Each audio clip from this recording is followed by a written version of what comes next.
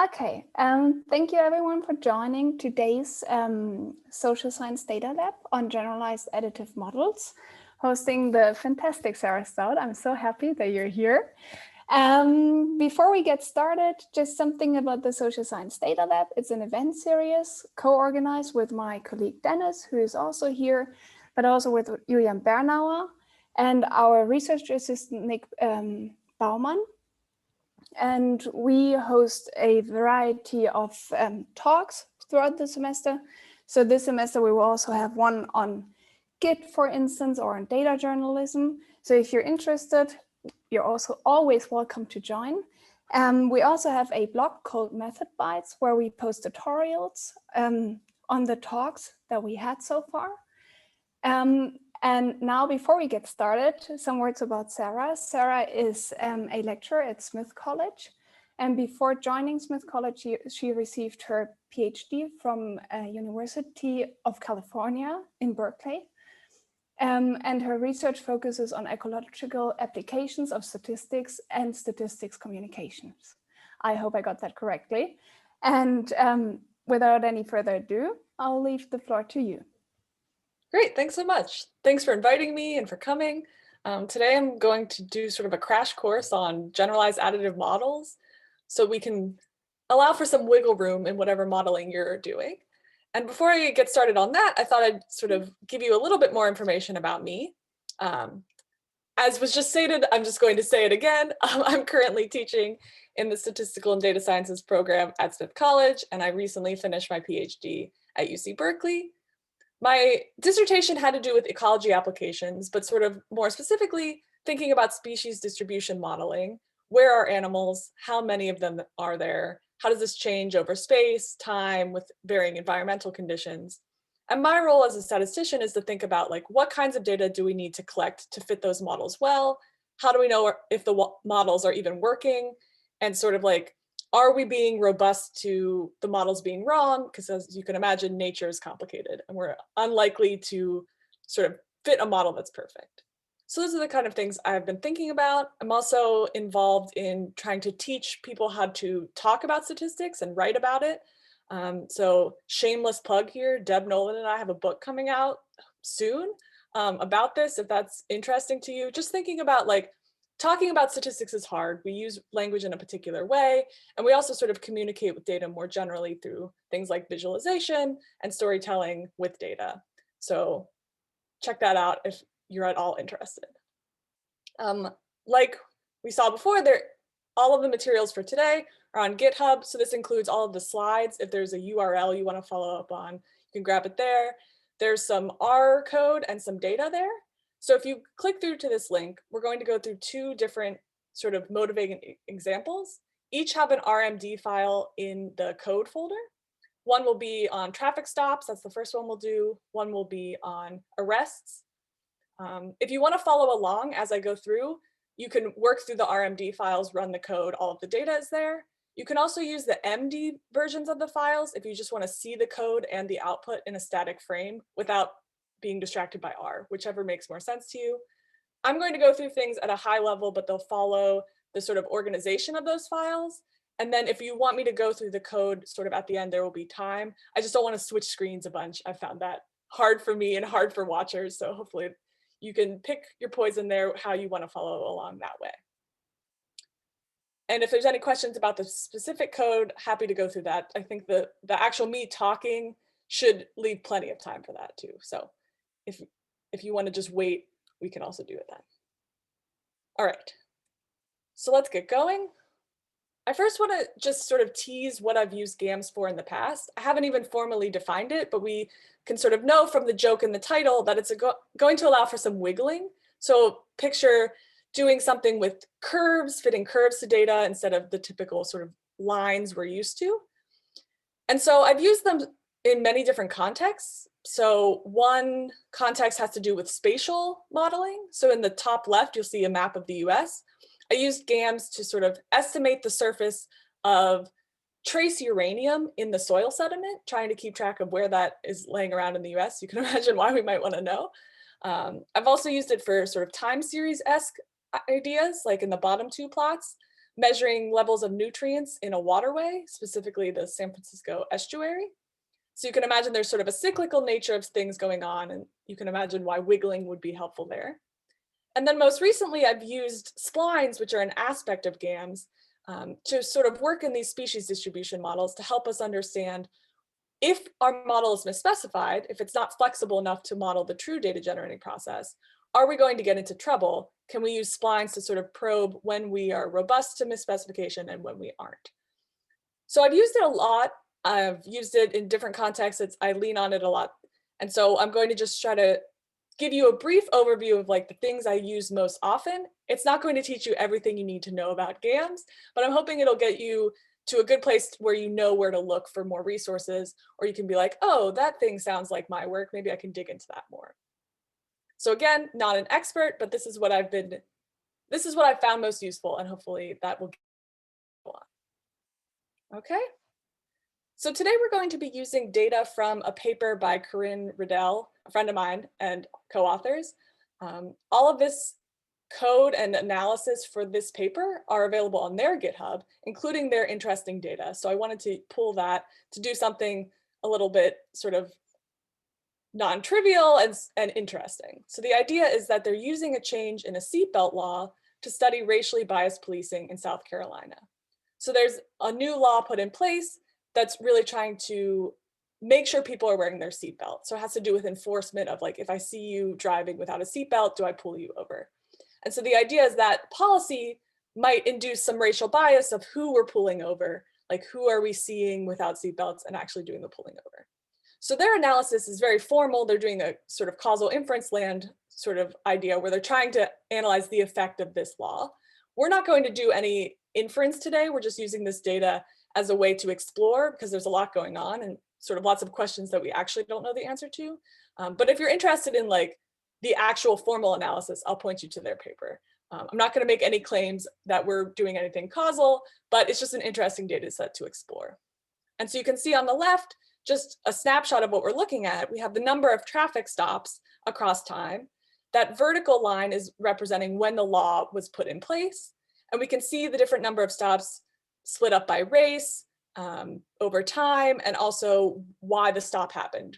Were they going too fast? Was it sort of a radar trigger for speed, or was some violation observed, including the seat belts? So that's the data we're working with. That lives in the GitHub if you want to play around. And if you want the context, check out that paper. First, let's just start with something we know and love, right? A linear model. In R, that's LM. We use it probably a ton. And what we're trying to do is sort of understand a linear relationship between a response Y and a bunch of covariates X.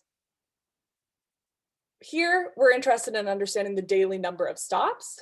And there's a lot of things we think might play into that, right?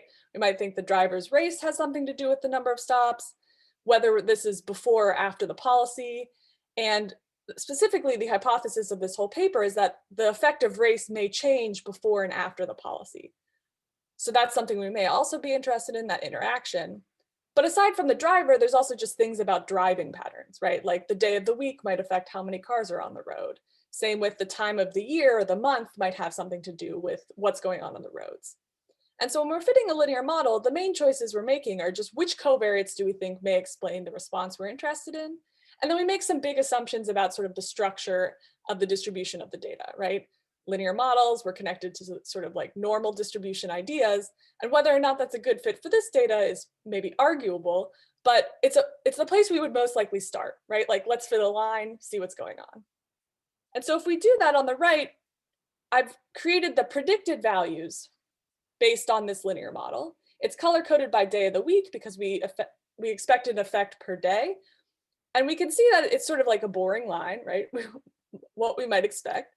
There is some variation across day of the week, especially we're seeing this predominantly in the Hispanic group where the blue and purple lines, which is Friday and Saturday, are sort of sticking together high above the data. Most of this data falls within sort of the data points, but there are some weird things going on here. Like, especially in the Hispanic group, there are days of the week that lie below the data, like what's going on there. We can, if we zoom in, see that there is a jump at that sort of law point, because that's what we have that indicator variable for. Like we're allowing the linear models to sort of jump at that point, but we haven't allowed for a lot of extra flexibility that's going on. So this is a very bare bones model. It seems fairly reasonable, but we definitely think we can do better. So to do that model, we were assuming that like the residuals were normal or the response was normal, depending on which way you want to look at it. And that's sort of like the linear model bread and butter, but we could actually do a step further and go for a generalized linear model, which is just saying we're still going to make an assumption about the response distribution, but we're going to allow it to be other distributions that we know and love. So you might connect sort of counts in your mind to the Poisson distribution. And so the generalized linear model will say, we can do everything analogous to the linear model, but just on a different scale and assume a Poisson distribution, for example. So that's where we're going to head next. So now we just take a step up. We add a G to our favorite R code, the GLM. The sort of syntax is the same. And all we do now is add an additional choice of what that response distribution is. So I was saying that you may have heard somewhere in your life that like Poisson has to do with counts and like that's linked up in your brain.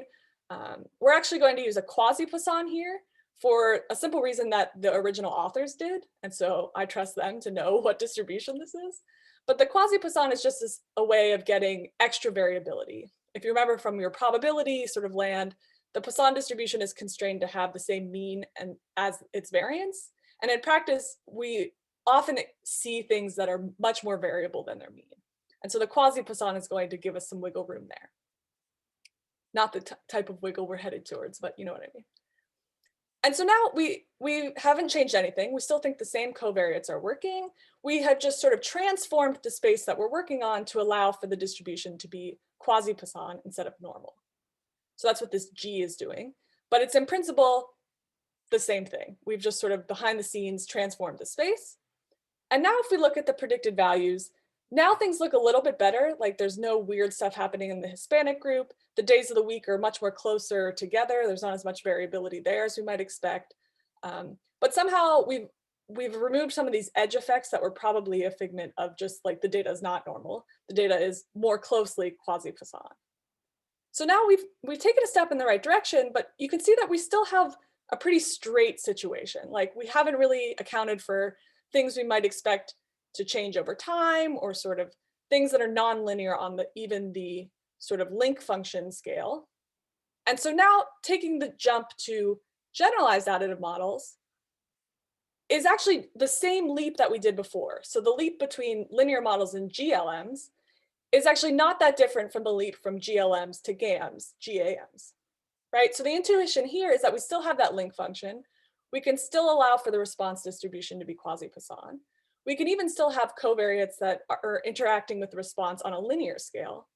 But now we're saying there might be covariates that we think are nonlinear on this sort of Quasi-Poisson layer, right? Like what if we want to allow for some curvature? So now everything looks the same, but the things we now need to worry about are these sort of smooth functions of covariates, which I've denoted here with Fs. So this is just a smooth function of the covariate instead of a linear relationship. And so now we really have to focus on like what is going on in these smooths. We have to make some choices about like what are these Fs. And we'll define them by using bases, which I'll talk about in a second. But we have to say something about what are these smooth functions. We have to decide how big these smooth functions could be in sort of model space. And we also have to decide how smooth or wiggly they should be. So there may be some smoothing parameter involved. And so we'll talk through all of these choices and what I would do in certain situations. But I just want to stop and pause and say, this book by Simon Wood, I have it right here, shameless plug, is what I use to learn GAMs. And I reference it all of the time. And I really recommend if you really want to deep dive into this. The book uses the same sort of framework of R code that we're going to talk about today, because Simon Wood also has a package for GAMs. And it also builds up like I've done here from LM to GLM to GAMs. This was really helpful for me because when I learned GAMs, I hadn't really even formally learned GLMs beyond logistic regression as a special case. And so it helped me sort of think about like, this is a common framework. These aren't like three different types of things. They're actually one big thing that's just more and more general. So it's nice to sort of have that in your brain instead of like, oh, I have to memorize all of these different tools. It's really, they're all the same tool. It's just how much generality are we allowing for? The book also has a lot of code, a lot of real world examples, and the math. So it's like all together. And if you're like me who needs to like tinker around with the code while I'm seeing the formulas, this will be a great book for you. So I might hand wave some things and be like, go check out the book for things that we don't need to get into the weeds today, but that's sort of like the go-to source I would recommend for any deep dives you're interested in. But now let's try to get a sense of like, what are all these things you just dumped in our laps? The first thing we have to decide is like, what is that smooth relationship? You can imagine that it's really hard to just like fit an arbitrary curve to points. Like, what is that curve going to look like? There's sort of like tons of different things we could imagine doing. And so instead, what we're going to do is define a core set of curves that we're going to use as a basis or sort of a framework for building up a more complicated curve. So now you can think of the sense that we're going to take a linear combination of pre-existing curves to add up to whatever curve we're fitting to the data. So here we're trying to fit this sort of goldenrod color curve. And what it is it's a linear combination of all of these other curves. And why might we want to do this? It's because if we fix sort of these building block curves, then we can just estimate parameters like we're used to. Linear combination of these curves add up to the thing we're interested in. Now you can see how it's not really any different than linear regression GLMs. We're still fitting sort of a finite number of covariates. It's just now those covariates represent how we're pasting together curves. So it helps us think about like a curve as a subset of sort of building blocks of curves we know. So it defines sort of a shape we're interested in. Now here I've just picked a B-spline basis that's common, but there are lots of different basis functions, which just mean different sets of curves that we're stacking together. And I'll go through a couple different ones today to say like, oh, when would I use one over the other? But sometimes it doesn't matter, sometimes it does. But if you really want to sort of see all of the space of splines, check out the book. It'll give you the pros and cons of each. But I'll give you some pros and cons in the context of this data today. So that's one choice we have to make. What basis are we working with? What sort of baseline curves? We also have to decide how smooth or wiggly this thing is going to be. And there's this smoothing parameter that's denoted lambda here that's going to control how wiggly things are. That is the technical term, wiggly. So we'll see in the top left that a large lambda is basically saying we want a line. We don't want to allow for much variability. We don't sort of want to keep bouncing around between data points. But as we decrease the smoothing parameter, now we're allowing for more wiggle room, right? And so now this is like, okay, how do I know which lambda to pick? How do I know if this is truly a line or if I really do want to sort of go up and down with the data? Now this should like ring a bell in your mind of like, we've solved this problem before in other contexts, right? Like, is this noise that we're fitting right here? Or is it the true signal? And so this is really, the smoothing parameter is just a bias variance trade-off, right? Like if we allow everything to wiggle too much, we're sort of going to fit all of the noise in the data, and it won't sort of generalize to something other than the data set we see. But if we make it align when it's not supposed to, we're sort of missing some of this curvature that's actually part of the data generating process. And so what we're trying to do is find this balance where we've captured the true data generating process, but we haven't sort of fit little figments of noise. And so we've have ways of dealing with the bias variance trade-off in other ways. So if you've done bias variance trade-off in like literally any other model, we can use those ideas to sort of think about how we'll choose the smoothing parameter for GAMs. So a common approach is to do something like cross-validation, where I just pick a bunch of smoothing parameters and try them out, right? So I pick a smoothing parameter, I train it on part of the data, I test it on the left out part of the data. I do this a bunch of different times, and then I do it for another smoothing parameter. And then at the end of the day, I compare their performance on something I care about. So something like root mean squared error on the left out training set or the left out test set, that might be a way to choose the smoothing parameter. So that's the idea to have in your mind. In reality, we don't have to do that extra work, and I'll sort of hand wave about why. But the picture to have like what's going on behind the scenes is, in principle, we could fit the GAM a ton of times with different smoothing parameters and do cross-validation to see when it's working and when we may have overfit, underfit, etc. So in principle, like we have not done anything new here. we cross-validate to pick parameters all the time. So this sort of GAM idea is just a natural sort of progression of that. Now let's get back to the data for a second.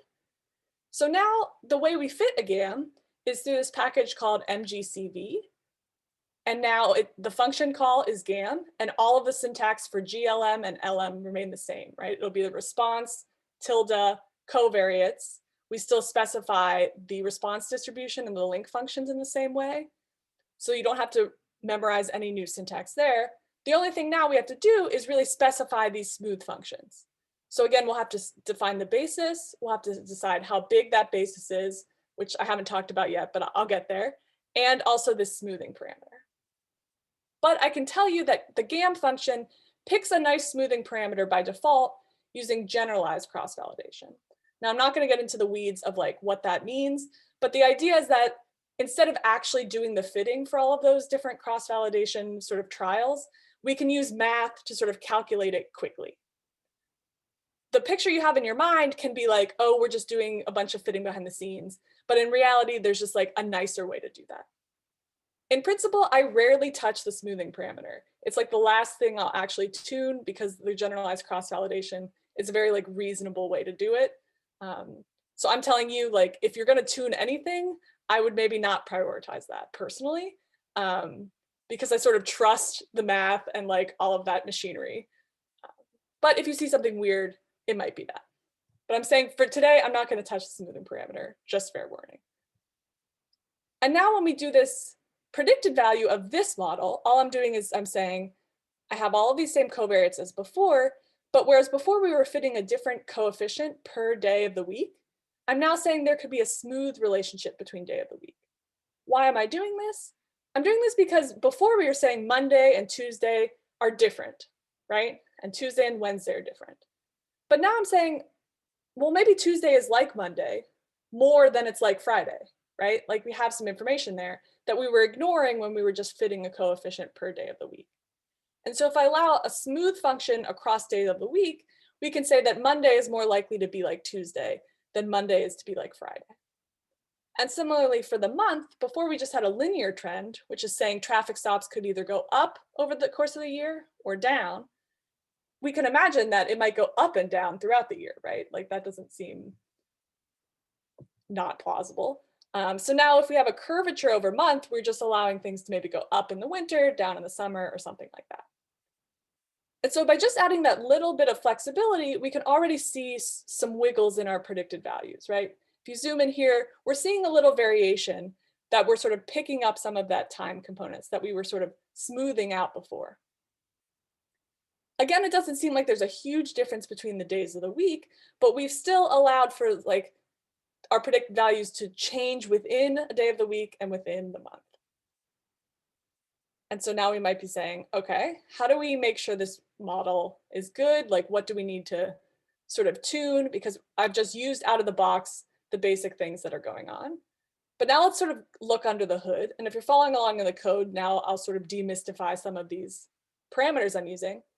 So we'll see that we have to specify a smooth relationship with this S function. So in the sort of GAM call, instead of just saying I want month as one of my covariates, I just say I want smooth of month. And then in that smooth function, I just have to specify a basis, which remember is just like a set of pre-existing curves that I'm essentially going to stack together. Now the basis I'm going to use here is denoted CC for cyclic basis. And what that means is that it's going to have the same beginning and end. It's constrained so that Monday will look the same as Monday across a week, and January will look the same as January across a year. You can see why this would be really nice for time components. We don't want any of these weird discontinuities over time. That just like introduces headaches. And so I often use the cyclic basis anytime there's some sort of time component that I would expect to sort of wrap around. And it's nice when you aren't in the mood to do a formal time series analysis, right? Like we think that there's a time structure, but we don't want to like go down this rabbit hole of fitting some fancy time series model just to account for the variation in our data. Remember, we don't actually care what the relationship across time is. We just want to account for it in trying to understand traffic stops. So I often use splines when I know there's a time component involved, but I'm not interested in like interpreting the time component. I just want to use it to understand the data. So it saves me a lot of work because it's just going to allow sort of a wiggle that we used to see from time series, but without all of this extra machinery, right? We're just allowing things to curve. We're not making any sort of time series assumptions. We're just trying to get a wiggle that matches the data. Now, another thing that I've sort of been ignoring up until now is that I said we had to choose a size of this smooth, and that's determined by this parameter k. And you could just think about it as controlling the maximum amount of flexibility. So if you increase k, it's going to be computationally more intensive because you're searching a bigger space, just like sort of geometrically. Now, the good news is that it's constrained by how much data you have. So if you don't have a lot of data, you're not going to be able to fit something in a really big space. You won't have enough information to get there. And you can't silently fail this, right? Like R will yell at you if you try to pick a k that's too big.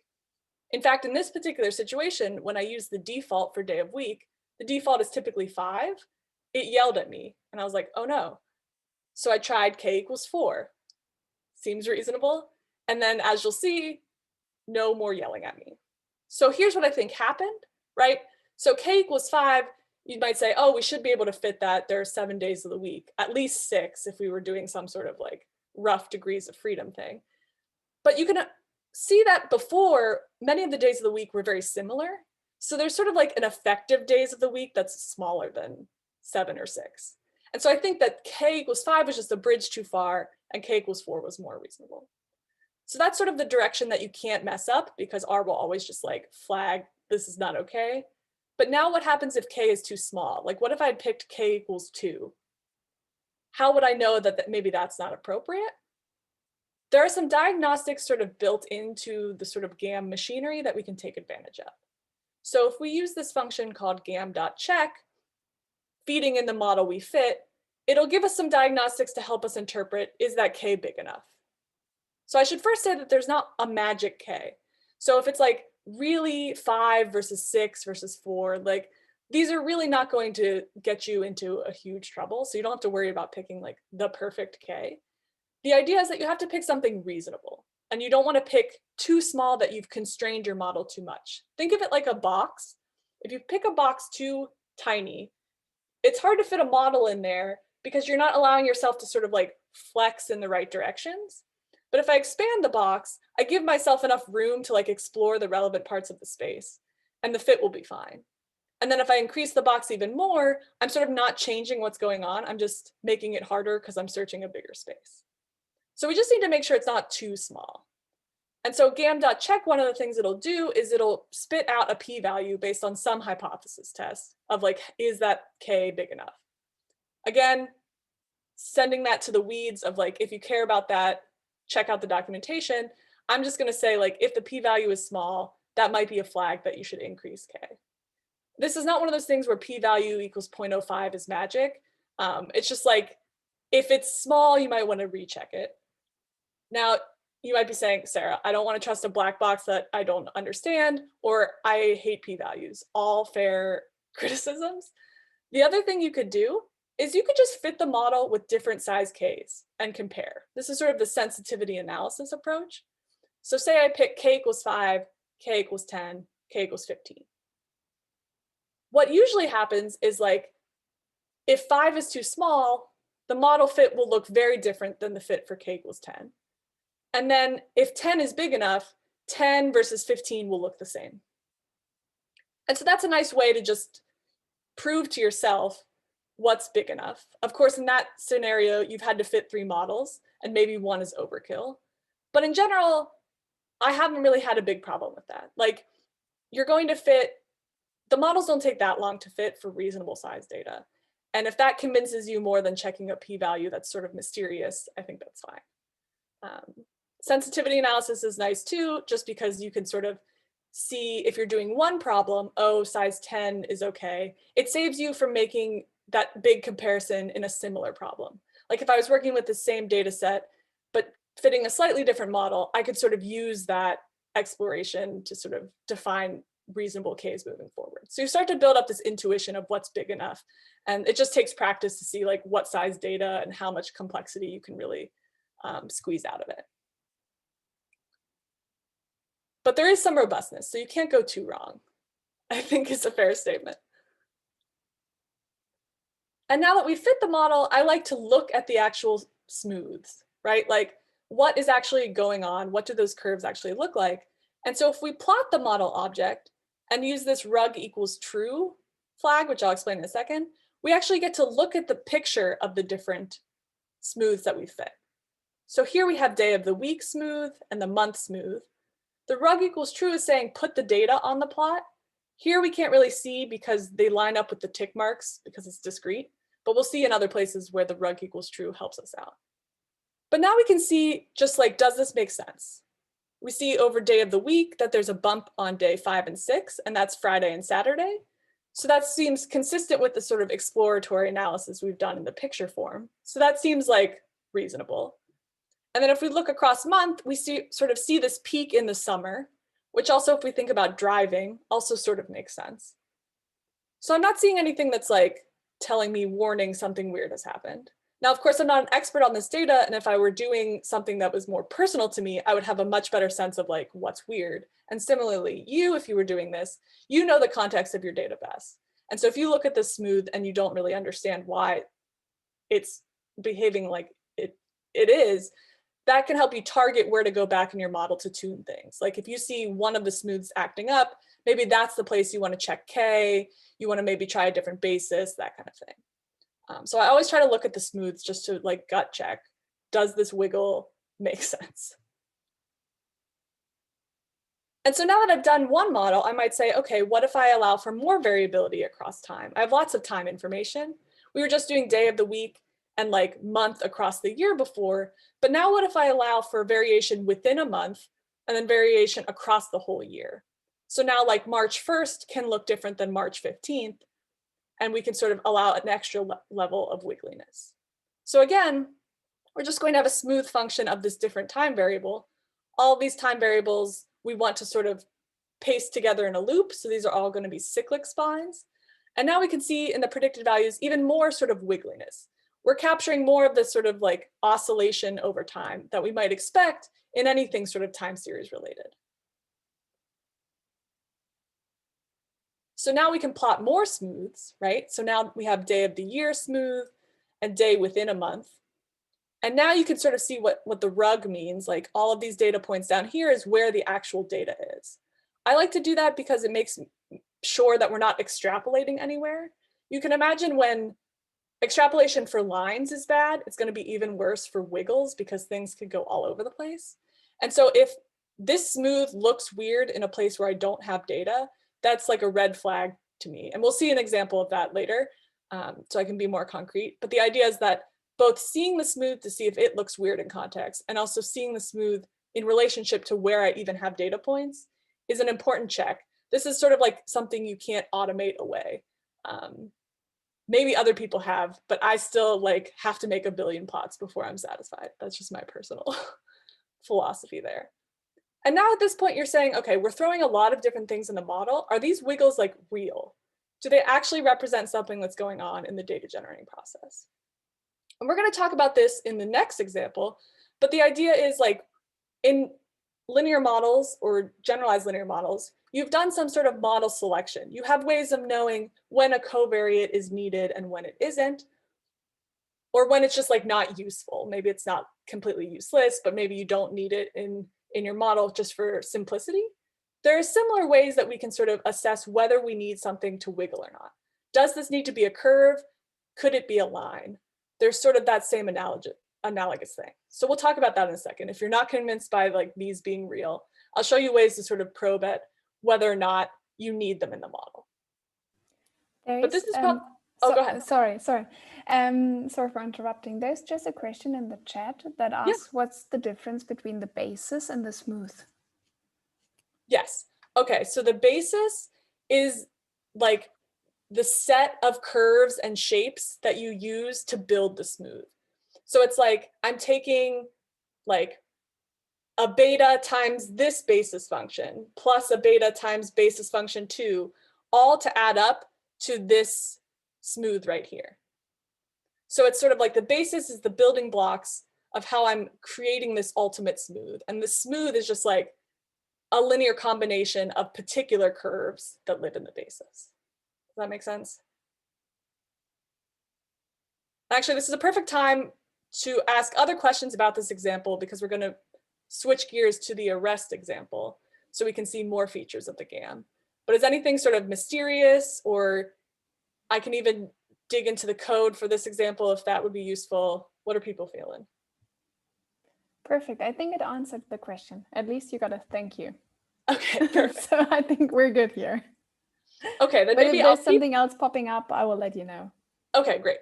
Then I'll keep going through the next example, and then maybe we can sort of walk through other things as they come up. So now we're using the same sort of context, same policy change, but now we're thinking about a different response. Now I want to talk about the arrest rate after you've been stopped. So the probability of being arrested given that you're stopped. And again, we're interested in whether this is sort of changing by race, and also if there's a change after the policy. That's sort of the idea. So this is a plot from the original paper to sort of get at what are these differences. But now we want to sort of understand what might be related to these differences. And we're going to explore this using more GAMs. So now the arrest response is a 0-1, right? Like it's just like, am I arrested after I'm stopped? And so this should get us back in the like, we're going from linear model to generalized linear model because this is our favorite logistic regression. Now we can still do a logistic regression gamified, right? So now it's going to look like this shape, but now we're going to allow for curvature on the logit scale instead of just a line on the logit scale. But this is still the picture. It's just like a little bit fancier logistic regression. Now, if you're following along in the code, the first thing you'll notice is that this data set is much bigger than the one we just used. You can tell us because it just takes even longer to even load into R.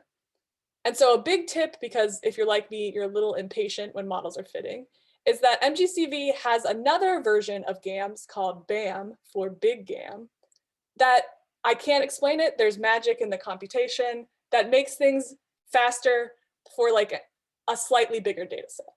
It's not magic the whole way in that you can't fit huge data sets. But in my experience, when I've fit a GAM and it's taking forever and I'm like, I can't wait anymore, then I try BAM. Usually it does the job. And so this is a trick that I often use when I'm just like, please give me model output. And so now everything is the same for logistic regression, right? We have a response distribution that's binomial. We're going to use a link function that's logit.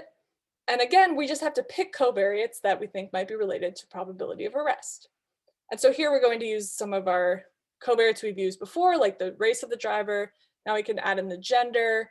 We still want to investigate this like before and after policy, and if there's an effect on race before or after the policy. But now I want to introduce a variable that is not a time component, right? Now we're going to look at the age of the driver. And so up until now, all of the basis functions we've been using have been these cyclic splines to make sure things paste together, no discontinuities across time. But it sort of doesn't make sense to do that for age, right? There's no sense of like 0 is like 100, right? And so now we have to learn about a different basis function. I'm going to use the cubic regression one here. That's what CR stands for. The shape to have in your mind is these are sort of pieces of a cubic function. So just like picture one of these. And so like how much those curve, pasted together so that where they're pasted together, it's still smooth. So it won't be jaggedy in the paste points, but it'll sort of be as curved as a cubic function. This is a pretty typical one to use for any continuous variable. If it's not a time series sort of component, cubic regression is a good fallback. And so now we see on the right what this smooth actually looks like. And remember, again, the smooth is like a combination of these cubic regression splines. So we see some wiggling in the 20 to 40-year-old category, and then we see this big drop off as the age of the driver increases. Now, these sort of dashed lines are evocative of sort of the uncertainty of that smooth, and we can see it blows up over here. And so that makes me think like, oh, I need to make sure I have drivers down here, right? Like, do I ever see a 90-year-old driver? So here we have sort of the rug plot telling us that there are data points here, but here it's a little bit hard to see because they're definitely overlaid. And so this is suggesting to me that even though there are points here, it's much less dense than over here. And that's why this is blowing up. But that's fine. I'm okay with that because the uncertainty reflects what we actually see. I'd be more worried if I didn't see any tick marks over here. Like I just don't have anybody over 80, because then this part of this curve is sort of not useful to me. It's sort of extrapolation. So again, rug plot comes to our rescue to make sure everything's fine. Now, that's an example of using cubic regression. Again, if we use the default here, it's going to give us a dimension of k equals 5. You'll see in the code that I do all of the checks. And so if we do gam.check for this, it's going to give us a p-value that's not small. So k equals 5 is fine. We don't need to increase the size of this basis. So every time we fit a model, we sort of go through these diagnostics, plot the smooth, look at the gam.check to make sure everything's sort of appropriately sized, etc. But now we want to sort of get at that question of like, do we need the wiggling? Like, can we just get away with a line for age? And so there's an analogous sort of basis that will help us shrink the splines towards a line. So we used a cubic regression spline in the previous example. What we can use now is a cubic shrinkage spline. That's what the basis equals CS means. Now, if you've ever used ridge regression or lasso in your life, I'm going to make an analogy here. If those words mean nothing to you, ignore me for like the next minute. So up until now, we've been doing a smoothing parameter that has to do with that wiggle, right? And that's analogous to ridge regression. That's saying we want to sort of control the amount of flexibility, but we're still going to have a curve no matter what. But now if we were doing lasso, you can think of like that allows certain covariates to go to 0. Say like we don't need this covariate in our model. So the shrinkage spline is analogous to that, where it's saying we don't need curvature. It's going to shrink it completely to a line.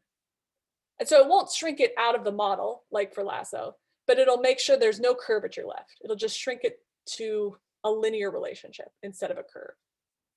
Now this is really handy because sometimes we just throw a bunch of stuff in the model and hope it works, right? And then see what happens. But sometimes that might be overkill. We might not need a smooth relationship between a covariate and the response. We might be able to get away with a line. And the shrinkage splines help like hint towards that, right? I'm not saying like this is an algorithm for model selection, right? Like I'm not saying that, but I'm saying it sort of hints at places where we might be able to get away with less, which is nice for interpretation, right? Like I don't need to add this extra layer of complexity if a line would be just as good as a curve. And so now if I'm fitting this logistic regression model in the GAM space, I can throw in my favorite like time series components.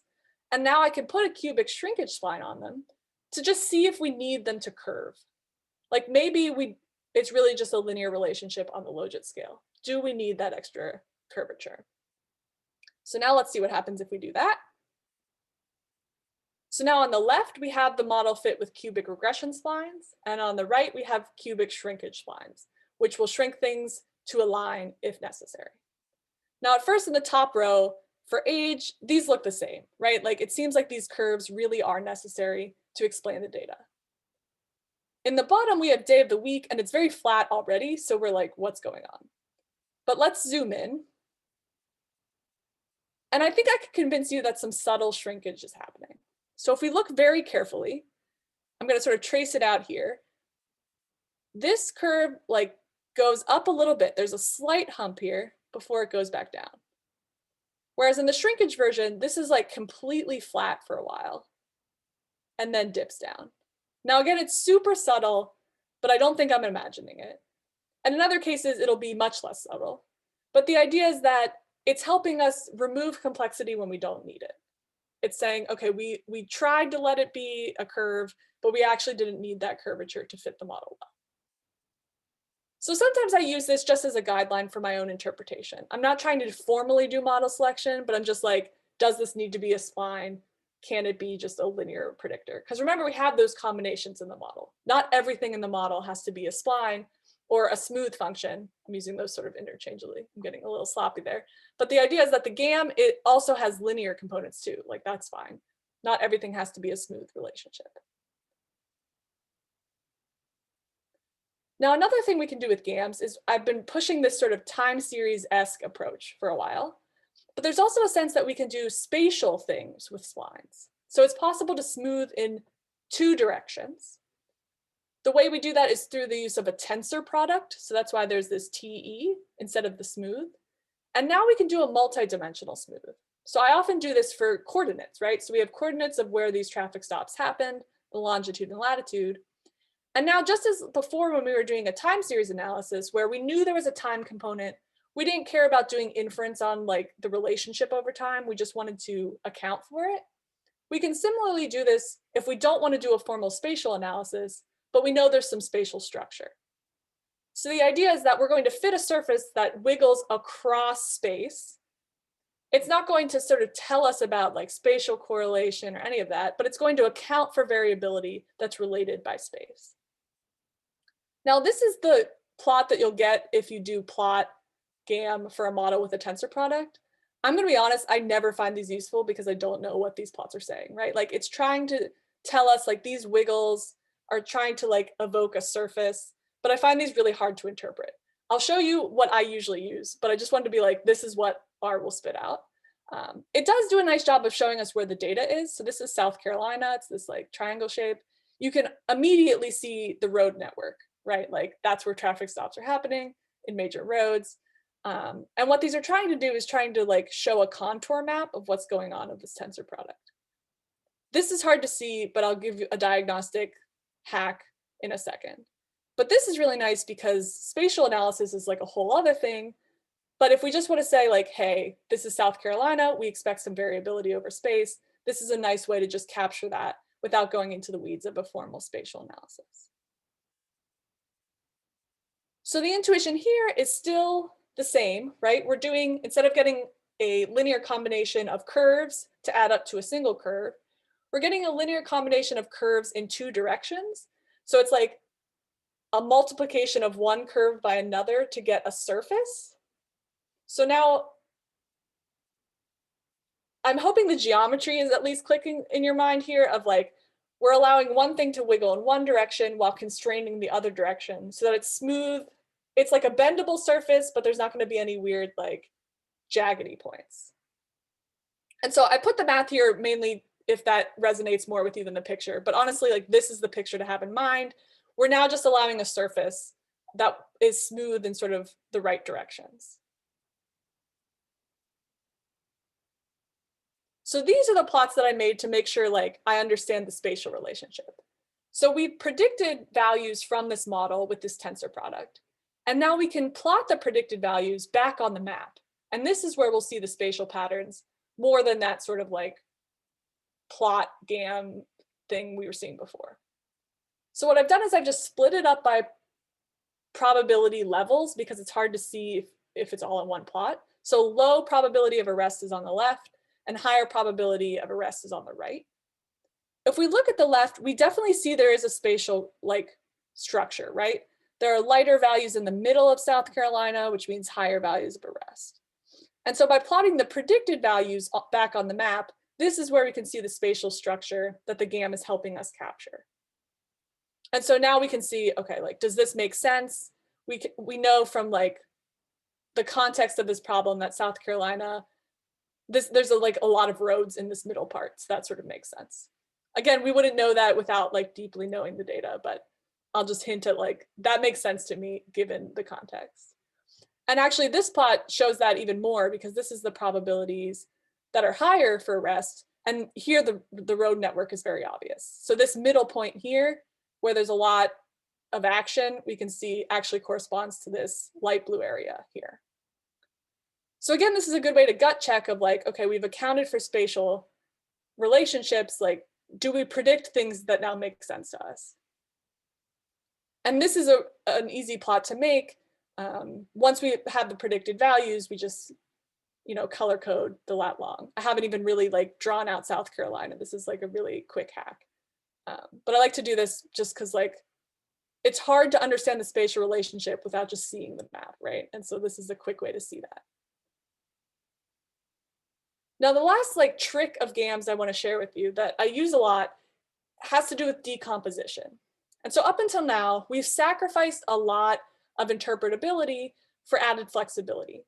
So we have this curvature that we're now allowing for, but we no longer have like a nice like coefficient we can interpret, like with a 1 unit increase of this, we expect to see a blah unit of increase in response. We no longer have that, but we've now like sort of captured more variability.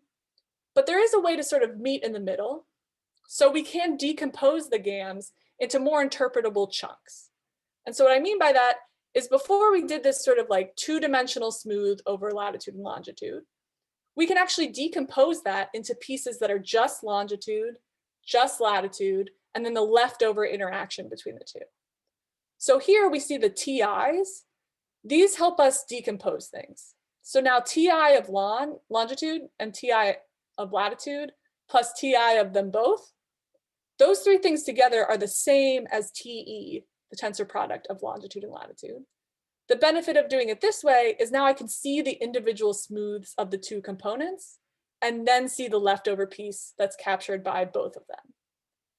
This helps us sort of deal with the multidimensional smooths in a way that we can sort of interpret more easily and really understand like what's driving parts of it. The multidimensional smooths are hard to interpret, as we've seen from all of the weird plots we've had to deal with.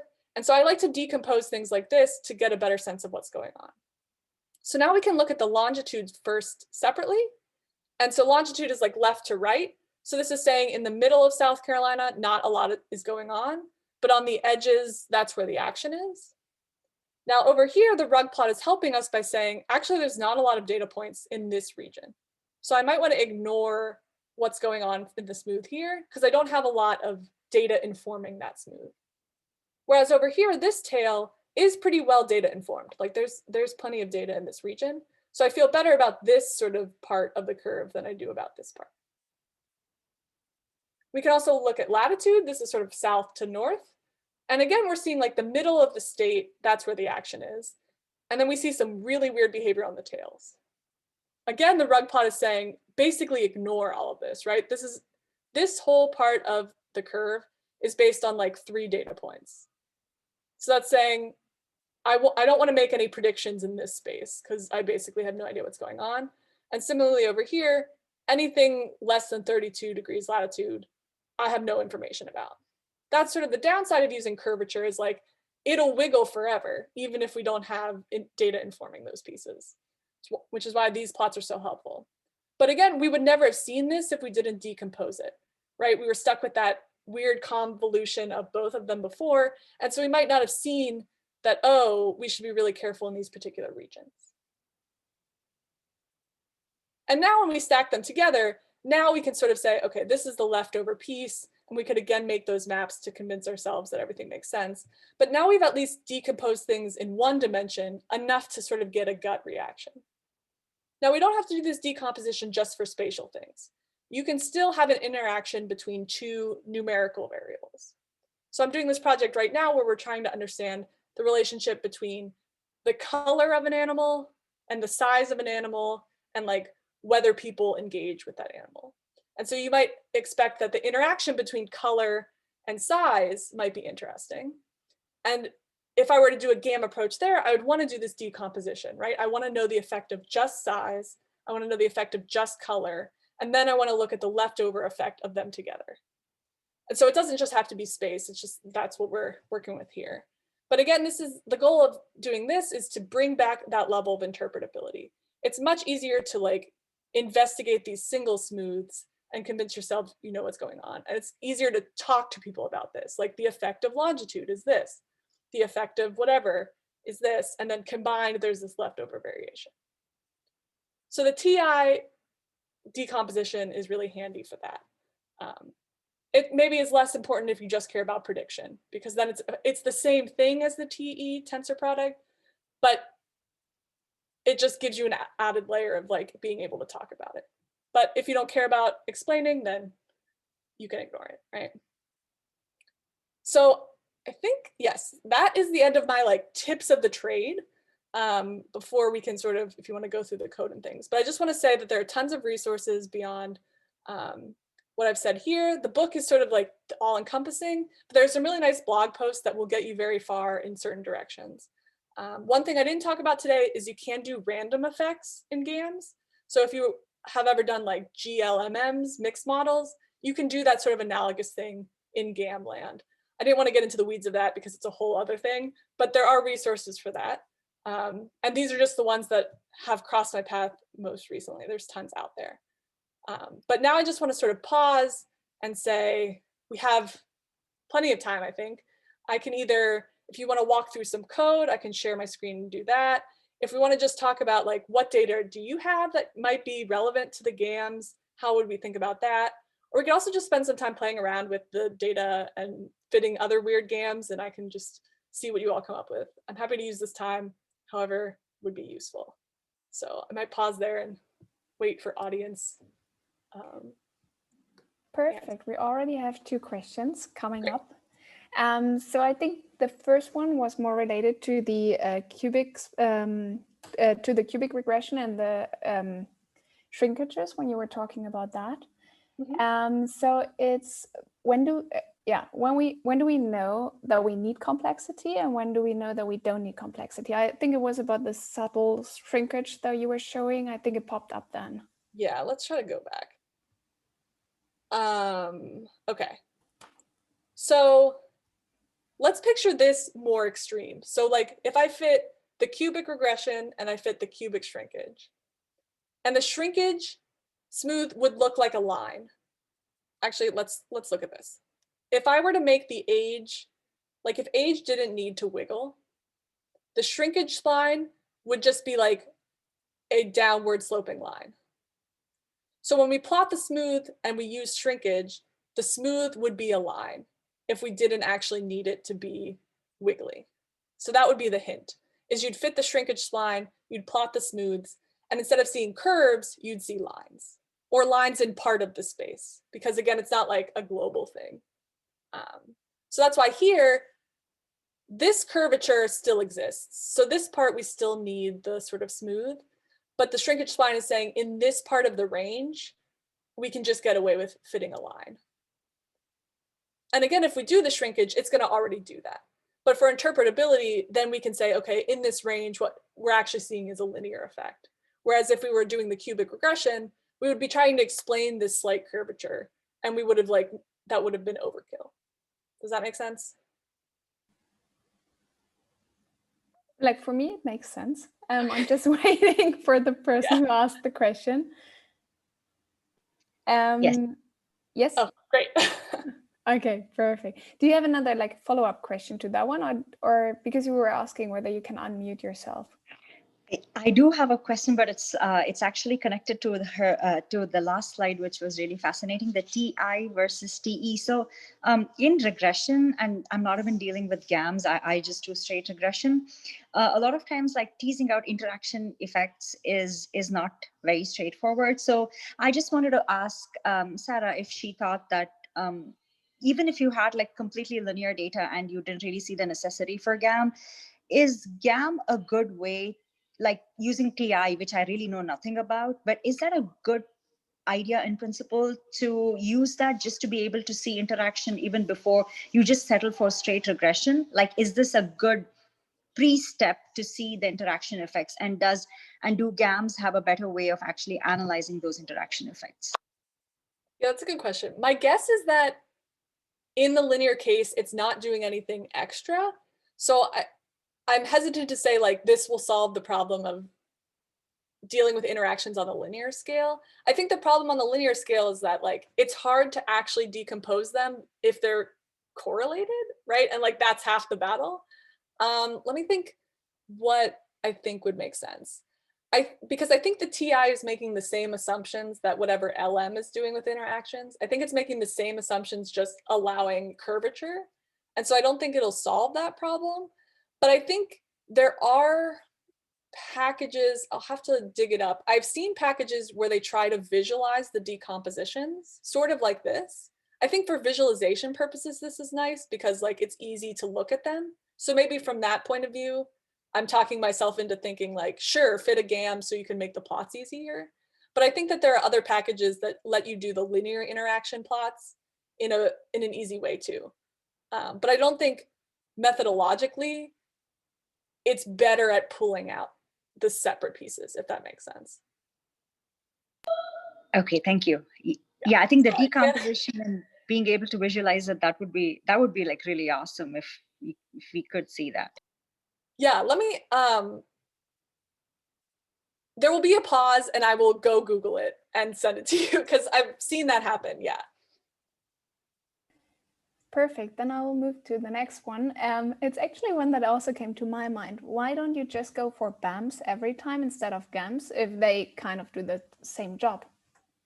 Yeah, this is where I'm going to have to be a little hand wavy because like, I don't know for sure, but I think there's a trade-off somewhere of like, it must be trading off something to make it faster. And I think it has to do with, I'm just saying this total gut reaction. Like, I think it's a memory to time trade-off. So I think that like for a small data set, it might be overkill somewhere in your computer. I haven't done I guess what would be interesting is try to fit BAM on a small data set. My guess is that it won't speed it up any faster, but I don't know if it's hurting you. So I guess that is a good question. I don't know. There is a sense though that it is costing you something. I just like can't really articulate what it's costing you. Yeah, I mean, like gut feeling, there must be something. There's no such thing like a free lunch, right? So something must be in there. But yeah. Right, because otherwise, why would there be two functions, like you were saying? Yep. So, yeah. Exactly. And then Dennis has another one. Yes, thanks so much for the talk, Sarah. This was great. I have some rather basic questions about what applications are better or not as good suited for using GAMs, and I'm speaking totally out of a social science perspective here. So you brought up this distinction between prediction and explanation towards the end of your talk.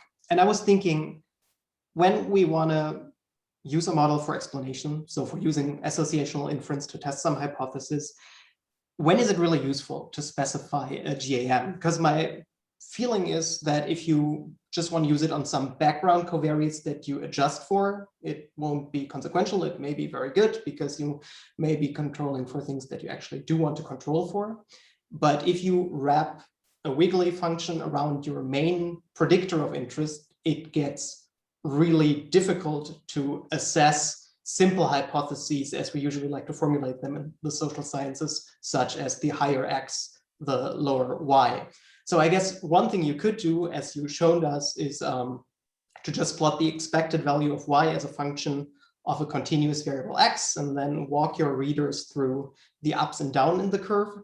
But in the end, what we would probably be interested in would be the average marginal effect. So I was wondering whether the average marginal effect based on a wiggly curve wouldn't just be more or less the same than the average marginal effect from a simple linear effect.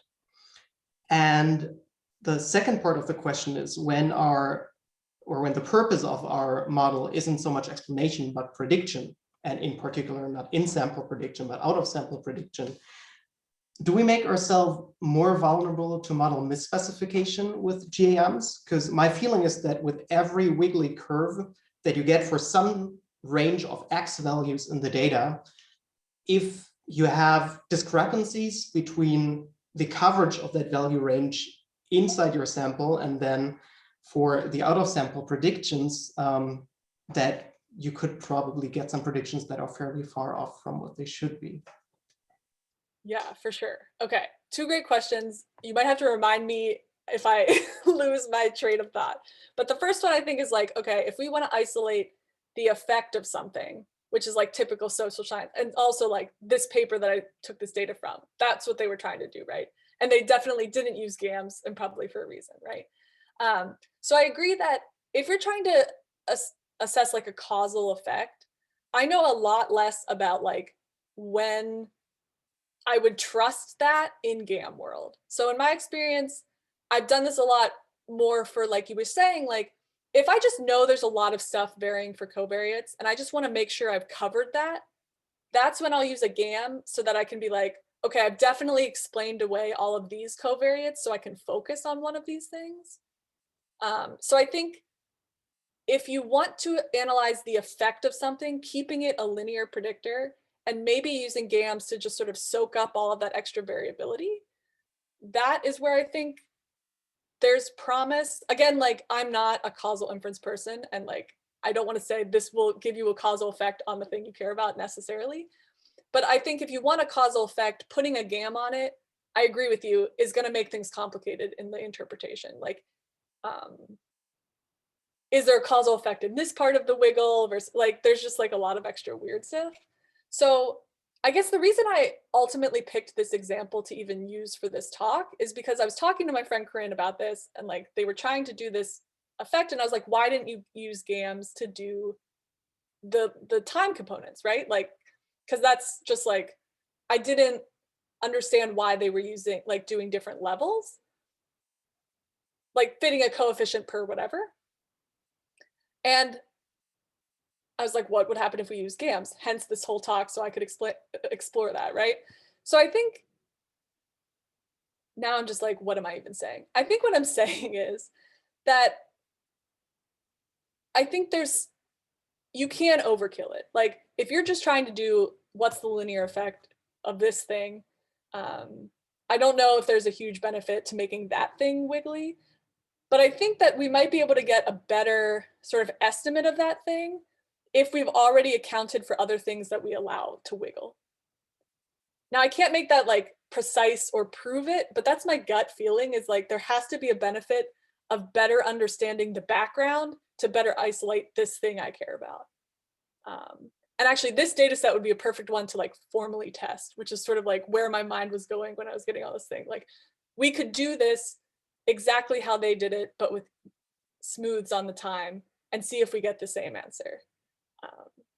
So that's like food for thought for people who are like, ooh, maybe. So I hope that answers sort of your first question. And then the second question was about, I've already blanked.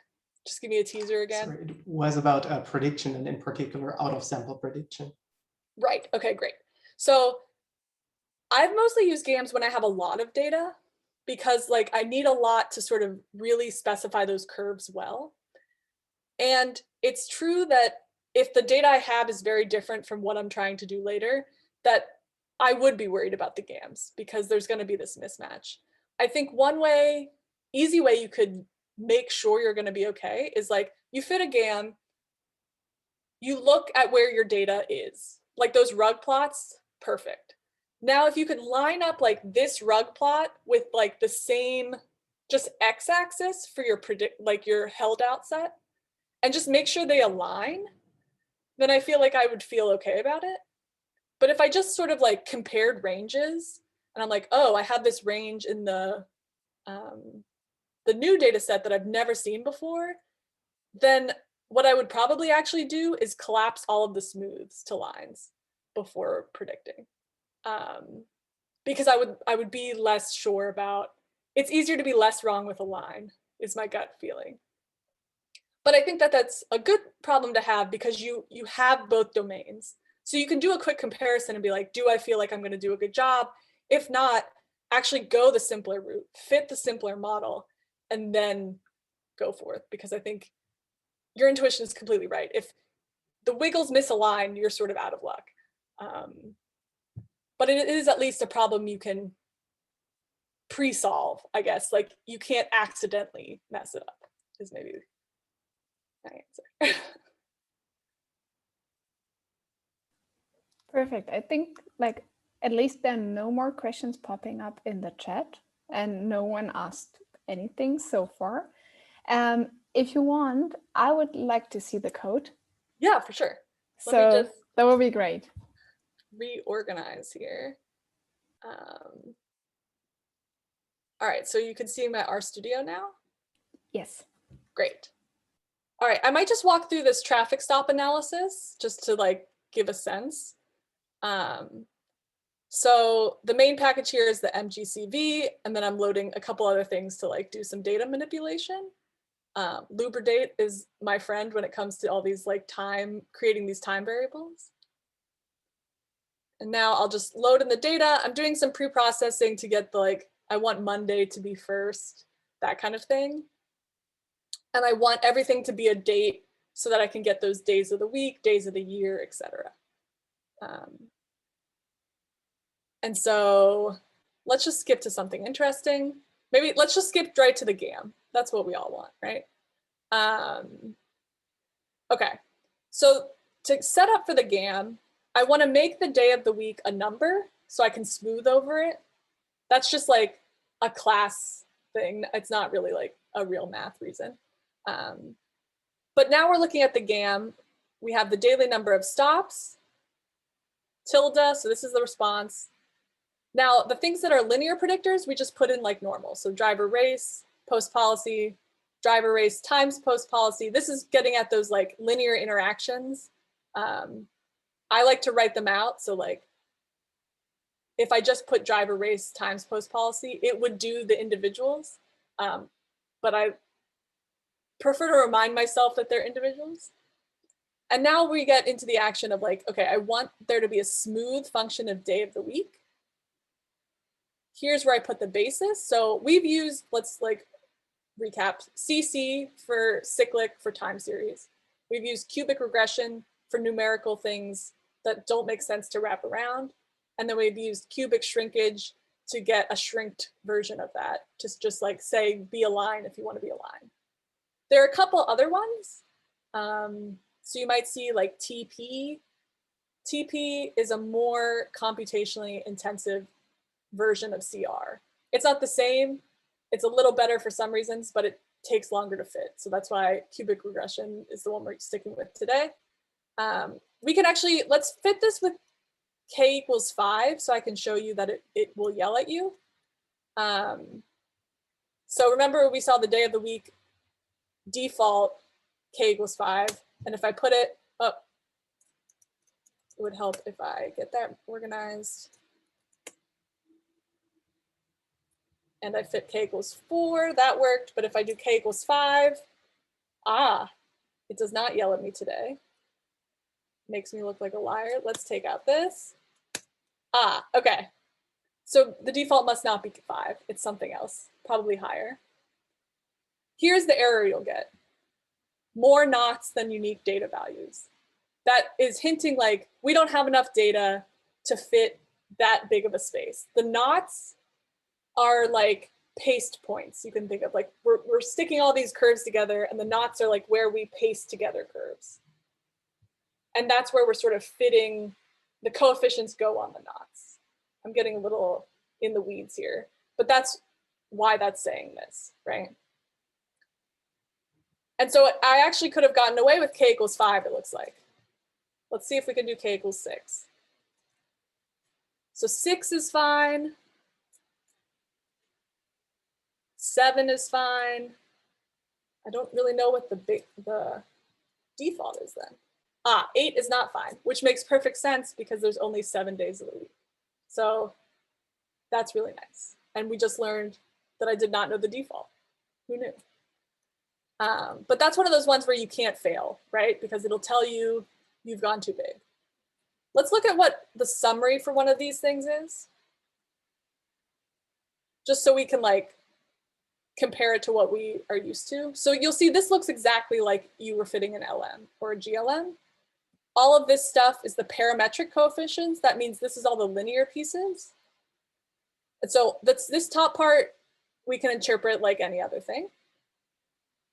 When we get down here, it tells us the significance of the smooths, which in a way is sort of like these significance values for the individual covariates. But it's a little less obvious what that means. And also like, I couldn't tell you when I would really trust, like, what is this p-value based on, et cetera. Like, I rarely go down the, like, I want to interpret this meaningfully. This gets back to the question of like, if we're trying to do causal inference on a smooth, like, I don't know when I actually trust this p-value. I don't know enough, honestly. But this is the thing you'd have to be like, okay, when do I trust this if I wanted to do causal inference on the smooth piece? Other numbers that are important here. This is the effective degrees of freedom. This is basically the effective size of the smooth. So remember, we let it be something like 7. And it's saying, oh, I actually only need about 5. that's what behind the scenes the GAM check is doing. It's saying, is the effective degrees of freedom smaller than the sort of ceiling we've placed? That's like informally the test it's doing. I'll show that in a second. But usually if the effective degrees of freedom is much less than the maximum, that's a good gut check, like we're fine. Our K is big enough. We'll see that it's giving us some GCV value. So that hints that behind the scenes, it's choosing that smoothing parameter. And again, like deviance explained, all of this is sort of stuff we're used to seeing. So I guess like the thing I want to learn more about personally is like, okay, what's the step to care about this part of the thing? Like, what does this p-value really mean? What assumptions are baked in there? That would be the next step. But often I'm just doing more explanatory stuff, so I have not really delved into that. But if anyone knows, please tell me, because I'm curious. So that's sort of the output of that. Let's look at one of the checks. So let's do a gam.check of this model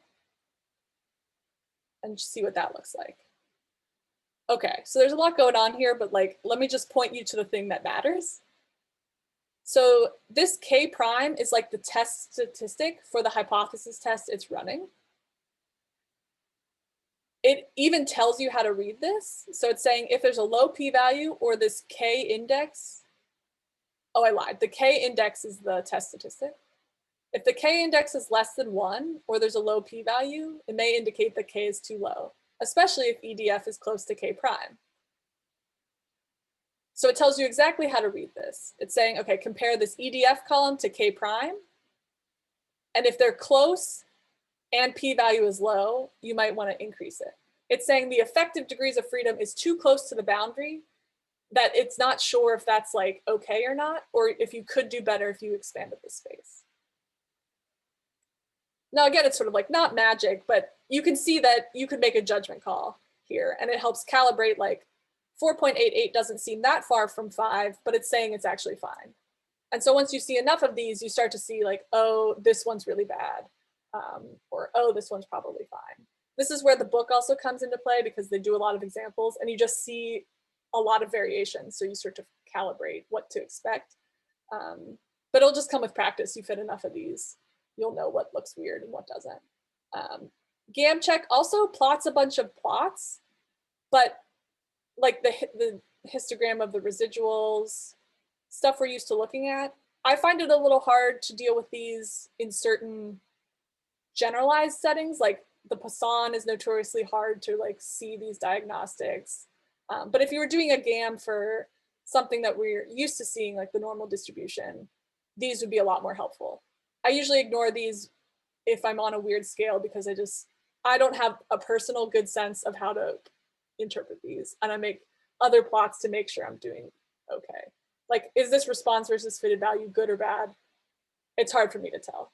But we look at other ways. Just as like when you're fitting models, you have your own personal preferences on how you know if it's working or not. So I don't want to like pretend my way is a good way, but so that's what sort of that looks like. Let's see, what else could we look at?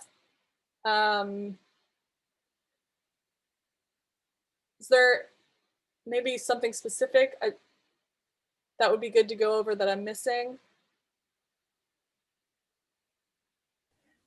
So for me, it was just like, I wanted to see how the output looks like and how to read it and stuff, because I remember when I first started like learning more about GAMs, it kind of felt weird, like looking at the K index and these things. And I was wondering whether I'm totally off or not, but apparently I wasn't. So that's good to have the confirmation here. Yeah, your gut reactions are usually good. What I really like about the GAMs is that you realize that it's really just an extension of everything we've done. And that must have taken a lot of work to make the package like consistent. So I'm like really appreciative of this MGCV package because yeah, it's just like, it adds an extra layer. That's all it's doing. And it's actually like, I mean, it's really an incredibly intuitive, and you presented it in such a nice way. It was like, that was excellent. I really enjoyed that. I'm glad. Yeah, and I can't take credit for the exposition. Is all like, I learned this through this book and other things, and like, this is just, if I wouldn't have known that a GAM is just like sitting on top of a GLM, I think I would use it less. I think it really helped to think of it as a unifying thing. And it gets at like, where are the things we don't know anymore are. It's like, we're used to doing things with LMs and GLMs, and like, now we just have to build in like, what's different about the GAM? What do I need to worry about? And so like, that helps make it more manageable. I'm super interested in the causal inference of GAMs. I'm ignorant about that field, so like, who knows, that might be trivial, or it might be like, there's a reason I don't know about it, but I just feel like there's a leap there that I'm curious about, just as food for thought. Totally agree. Yeah. No, that's excellent. I was just like, if anyone has any other question, just jump in, post it in the chat, unmute yourself. Again, we're recording this, so you might be in, you actually end up being in the audio, of course, if you unmute yourself. So be aware of that. But if you don't care, just go ahead. If not, I would say you did a wonderful job in explaining it, if there are no more questions. Yeah, thank you. I'll stop showing my screen for a second. Let me see if I can dig up that interaction for linear models thing while we're sort of waiting for people to have questions. Perfect. I'm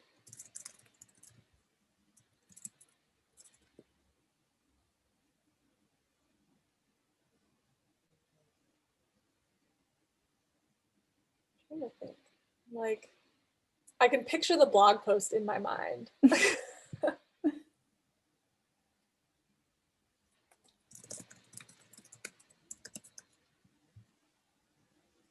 Does anyone have data they think would be easily gamified? I think I've hardly seen it in the social science context, to be honest. I just remember that like there are 2 papers or so out there that use it to kind of measure like cohort effects.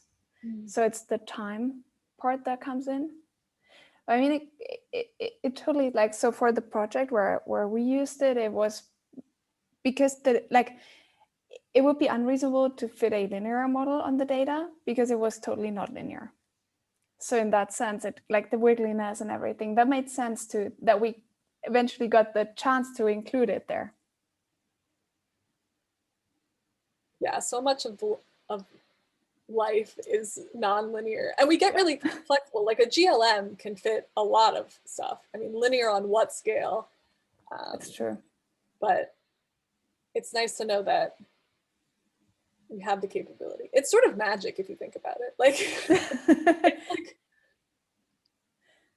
yeah, it's pretty wild, but handy. Yeah. Yeah, I think there are no more questions, but I mean, again, that can also be a very good sign. Yeah, no worries. I'm